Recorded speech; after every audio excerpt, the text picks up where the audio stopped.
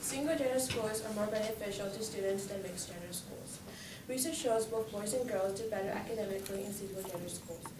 The number of success in education for both boys and girls in single-gender schools have been better than mixed-gender schools. Single-gender schools are more beneficial to students than mixed-gender schools.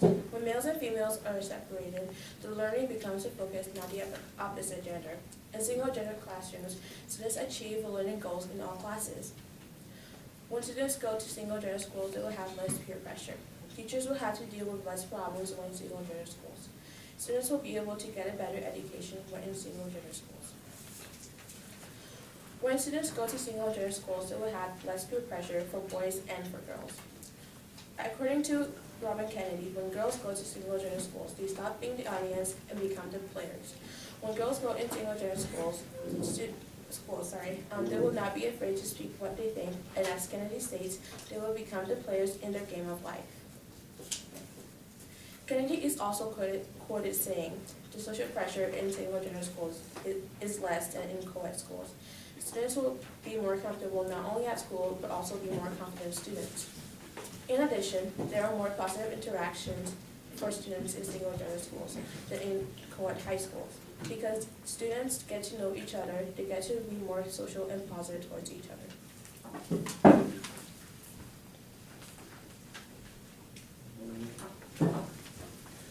Not only are single-gender schools beneficial for students, they're beneficial for teachers as well. According to NASAP, teachers will be able to learn more about the gender they're teaching and connect to their students. Teachers will know more about that gender and understand what they're doing and how to teach. Another reason is teachers will only have to teach one gender and be more professional in that gender and will be more relaxed. Students will understand the subject that the teachers are teaching in single-gender schools than in co-ed schools. Because sometimes the co-ed schools, teachers get so stressed when they're teaching their class that they tend to mess up and students don't tend to learn better, which can cause students to fail their assignments given by the teacher. And another reason is that teachers can design classes that will potentially really reach the students. In most cases in co-ed schools, the teachers don't get to connect with their students because they're focused on getting the learning done than trying to design the class that can help the students and help the learning done, get the learning done, which causes for most students in co-ed schools not to achieve their goals in the classroom or to understand what's going on. But in single-gender schools, the learning is better because the teachers can really connect with the students and design classes to help the students achieve the goals in the class and understand what's going on.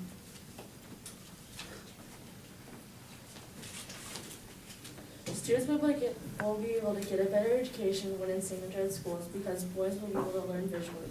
That way there will be not be any very many distractions for them, such as the opposite gender.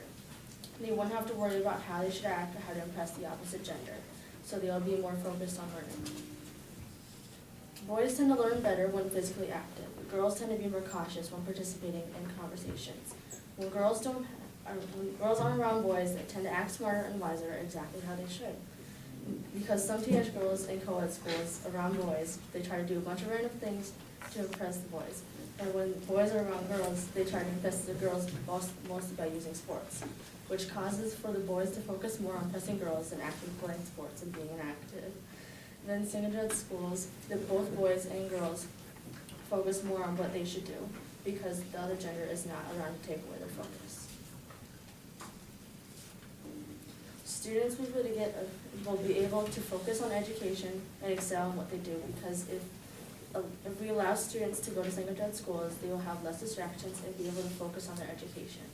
If they focus on their education, they will have success in their education.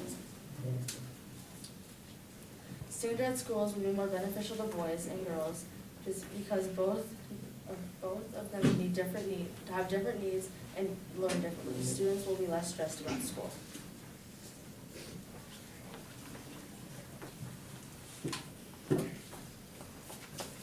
We want more girls engaged in robotics, computer programming, physics, and engineering. Dr. Sachs, the founder of the Pennsylvania-based National Association for Single-Sex Education, stated in a telephone interview. We want more boys engaged in poetry, creative writing, and the Spanish language. These things have a greater chance of happening in a mixed-gender school. We believe that single-gender schools do not have as many advantages as mixed-gender schools for students. First off, economically, it's not as beneficial for the school if they're trying to save money.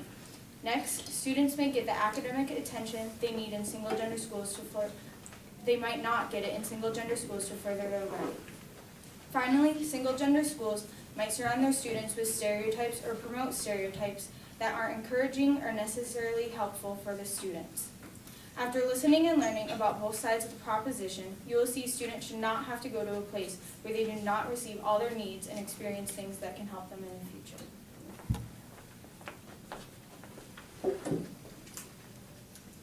It's common sense that buying two things is more expensive than buying one. Same goes for single-sex schools. More teachers means more money to pay. At $42,000 to $46,000 for a yearly salary, it certainly costs more to hire two staff for two schools.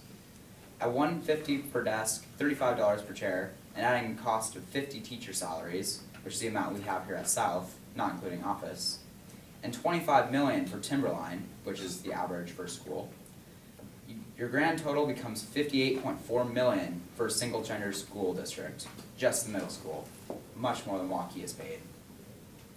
Academically, boys and girls get exposed to different learning styles that they can't get in single-gender schools. Without those new learning styles, it hurts their academic improvement. If boys and girls are in mixed-gender schools, they'll be encouraged to try different things, unlike if they weren't, forcing them to follow the vicious stereotypes. If they try something new, they'll pursue it in the future. A girl in DeVenter Middle School in Pittsburgh was diagnosed with ADD. She kept getting in trouble in class because she couldn't stop moving around, unlike boys who are encouraged to move around. Scientific research shows that there's no academic improvement in single-gender schools. It actually hurts them by repackaging harmful stereotypes. They say they put students in single-sex schools because they learn better without the other gender. A post from the Huffington Post, written by Kirsten Maschika, explained that this is what supports how they have to be different. Interacting in two different ways reinforces those stereotypes. They say that they avoid sexual harassment, but they don't.